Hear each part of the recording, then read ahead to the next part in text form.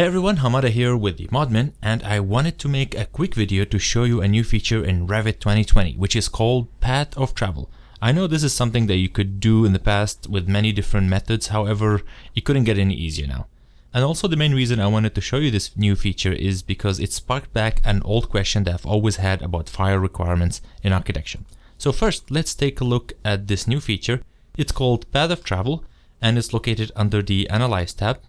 You basically give the tool two different points on a plan, and it calculates the fastest route to get from a starting position into a destination.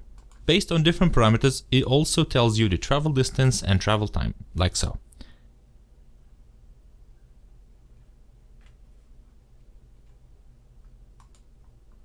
As you can see, the estimated travel distance is about 38 meters, and the time it would take to get to the exit is about 28 seconds with preferred walking speed.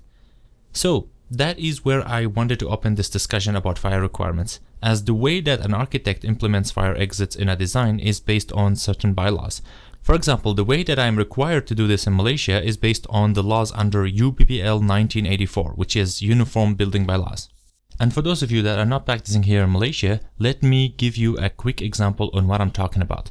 There are many things to be considered, but for the sake of this video, I am going to be focusing on one, which is the maximum travel distance.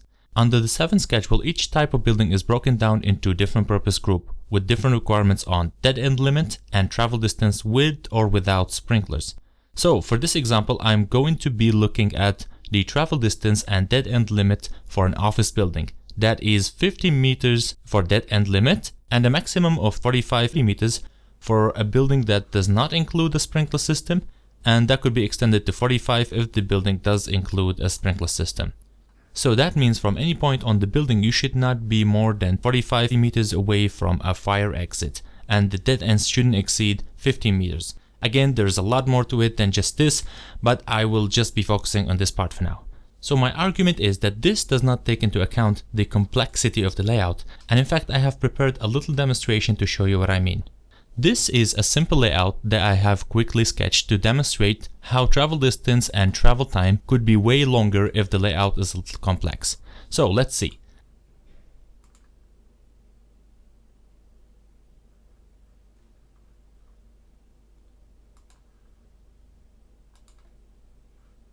From this point, the travel time to the first exit is about 84 seconds.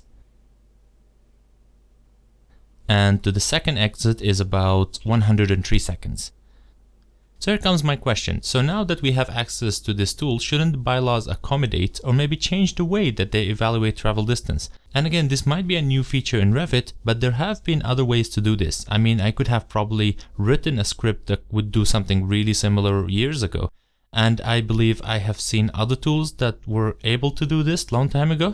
Don't forget to leave your opinion in the comments, and sorry if I sounded a little different. I'm actually sick, but I just wanted to get a quick video before the weekend. Thanks for watching, and I will see you again.